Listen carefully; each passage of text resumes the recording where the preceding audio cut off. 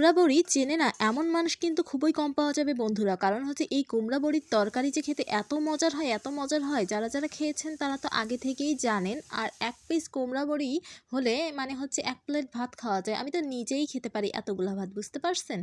আসসালামু আলাইকুম everyone, Tania blogs থেকে আপনাদের সবাইকে সুস্বাগতম। আজকে আমি নিয়ে এসেছি একটি মজার খাবার, মানে হচ্ছে কুমড়া বড়ি রান্না করব, সেই খাবারটাই নিয়ে এসেছি। চলুন না দেখা যাক। আমি কুমড়া বড়িগুলাকে দেখাচ্ছি আপনাদের সামনে।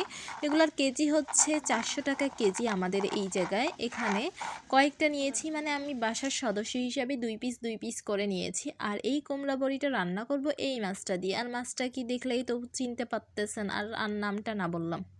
এক কথা কি, বড় মাছগুলা দিয়ে এই কুমড়া বড়িটা যদি রান্না করা হয় না, তাহলে খেতে ভালো লাগে যদি ভুনার সাথে খাওয়া হয়। চলুন না দেখা যাক আমি কিভাবে এই কুমড়া বড়ি রান্না করি। আর আমি যেভাবে করে রান্না করব না, এইভাবে করে যদি আপনি রান্না করেন, এর স্বাদ কখনোই ভুলতে পারবেন না। আর এই যে দেখতে পাচ্ছেন, চুলায় কড়াই বসিয়ে দিয়েছি, তারপরে এখানে একটু সয়াবিন তেল দিয়েছি। আর কড়াইটা গরম হয়ে যায় এবং তেলটা গরম হয়ে যাওয়ার সাথে সাথে এখানে আমি কুমড়া বড়িগুলো দিয়ে দিয়েছি। আর দিয়ে দেওয়া শেষ হয়ে গেছে। এখন ভালো করে একটু মিডিয়াম আঁচে ভাজতে হবে, একটু সময় নিয়ে 5 মিনিট সময় বা 3-4 মিনিট ধরে ভাজবেন। এই সময় চুলার আঁচটা না লোতে রাখবেন। এখন দেখতেই পাচ্ছেন আমি উল্টি করে ভাজাভাজি করে নিচ্ছি, একটু সময় নিয়েই তো ভাজতে হবে। যদি ভাজাটা ভালো না হয় না, তাহলে কিন্তু তরকারিটা ভালো হবে না। আর এটা হচ্ছে তরকারির মধ্যে দিলেই ভেঙে যাবে, সেই জন্য এটাকে মানে ভাজতে হবে ভালো করে। আর এটা কিভাবে বানায়, কাদের অঞ্চলে এই খাবারটা বানানো হয় একটু কমেন্টে জানাবেন। আমরা এটা কিনছি, কিন্তু মানে হচ্ছে কোথায় বানায় সেটা আমি জানি না। আর এই যে সবগুলো এখন তুলে নিচ্ছি, তারপরে আমি কি করি চলুন দেখা যাক। ভিডিওটি একটু বড় করেই করেছি, কারণ ফেসবুক পেজে অথবা ইউটিউবে একটু ভিডিও বড় দিতে হবে, তা না হলে কিন্তু হবে না। ছোট ছোট ভিডিও দিয়ে কোনো লাভ নাই। বড় ভিডিওতে বড় টাকা, মানে হচ্ছে বেশি বড় ভিডিও হবে, বেশি বেশি টাকা আসবে। এই যে দেখতে পাচ্ছেন তেল দিয়ে দিয়েছি পরিমাণ মতো, মানে হচ্ছে এখানে আমি 4-5 চামচ পরিমাণে তেল দিয়েছি। আর এখানে পেঁয়াজ দিয়েছি, 4টি পেঁয়াজ কুচি কুচি করে দিয়ে দিয়েছি। আপনারা ইচ্ছা করলে আরও বেশি কম করতে পারেন। পেঁয়াজগুলোকে আমি হালকা থেতো করে নিয়েছি। আপনারা ইচ্ছা করলে একবারে বেটে দিতে পারেন। তারপর এখানে আমি কি মশলা অ্যাড করে দিচ্ছি দেখলেই বুঝতে পারবেন। জিরা বাটা দিয়ে দিয়েছি 1.5 চামচ পরিমাণে, আমি না ছুনি হাতা দিয়েই দিয়ে দিচ্ছি। জিরা বাটা, আদা বাটা, রসুন বাটা, তারপর মরিচ বাটা দিয়েছি আমি এখানে 2.5 চামচ পরিমাণে, কারণ ঝাল ঝাল একটু তরকারিটা হবে, খেতে দারুণ মজার লাগবে। তারপরে সেখানে আমি দিয়ে দিচ্ছি যেই বাটিটাতে পেঁয়াজ বাটা ছিল, সেখান থেকেই একটু পরিমাণে পানি নিয়ে বাটিটা ধুয়ে সেখানে দিয়ে দিয়েছি। হলুদের গুঁড়া দিয়ে দিচ্ছি 2 চামচ, এইটা হচ্ছে ছোট চামচ দিয়ে 2 চামচ দিয়েছি। আর লবণটা দিয়ে দিচ্ছি স্বাদ মতো। দেওয়ার পরে মশলাগুলোকে ঠিক মানে 5 মিনিট সময় ধরে একটু কষাতে হবে। যত কষাবেন তরকারিটা তত মজার হবে। আর তরকারি যদি কষানো হয়, এর স্বাদ তো অনেক ভালো হবে।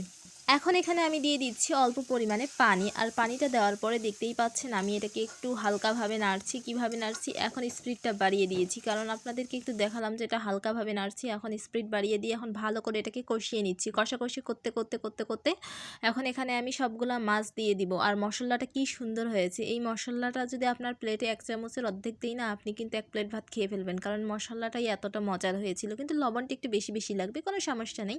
যারা লবণ বেশি খান আর যারা লবণ কম খান তারা খেতে পারবেন, মানে লবণ যারা বেশি খান তারা খেতে পারবেন।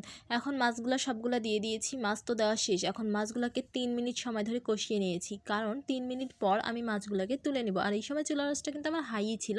আর এখানে কিন্তু কোনো প্রকার পানি টানি দেই নেই। আর দেখতে পাচ্ছেন সবগুলো মাছ কিন্তু হয়ে যাচ্ছে প্রায়। আর মাছের মাথাটা কত বড় রে ভাই! এই মাছের মাথা কিন্তু আমি নিজে খাইছি।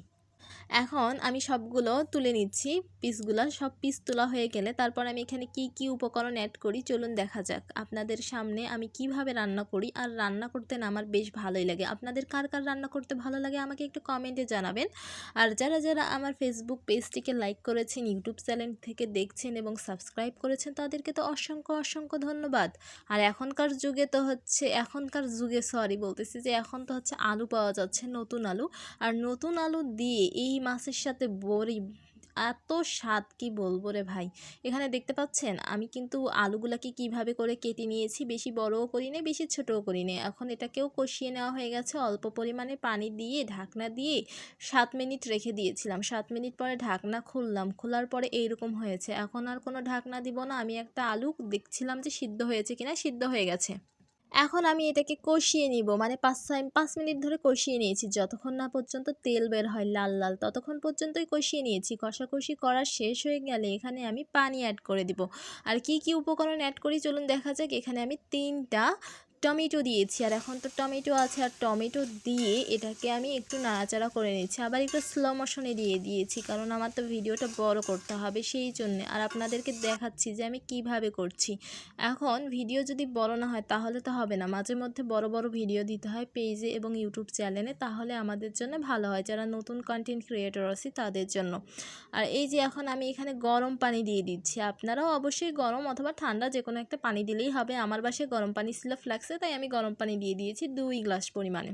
এখন 5 মিনিট পরে ঢাকনা খুলেছি। আর এখানে আমি এখন কি কি উপকরণ দিই আপনারা দেখলেই বুঝতে পারবেন। এখন এখানে আমি দিয়ে দিব সেই মাছগুলা।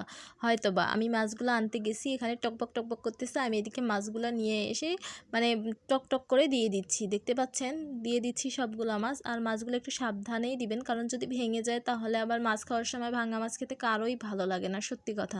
মাছের পিসটা যদি মানে ভালো থাকে, দেখতে যদি সুন্দর হয় তাহলে খেতে মন চায়। আর অর্ধেক মাছ কিন্তু কেউ সহজে খেতে চায় না, বলবে ইস আমাকে আবার ভাঙা মাছ দিয়েছে।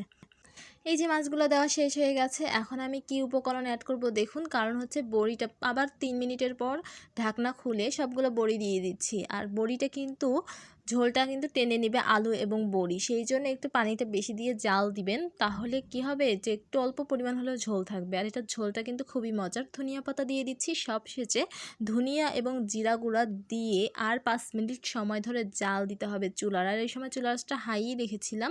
এখন ঢাকনা দিয়ে 5 মিনিট জাল দিব, তারপরে কিন্তু আমার তরকারিটা একবারে রেডি হয়ে যাবে।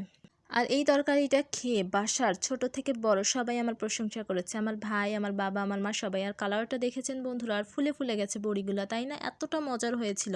ভিডিওটি ভালো লাগলে অবশ্যই লাইক করবেন, কমেন্ট করবেন। সবাই ভালো থাকবেন, সুস্থ থাকবেন। আসসালামু আলাইকুম, আল্লাহ হাফেজ।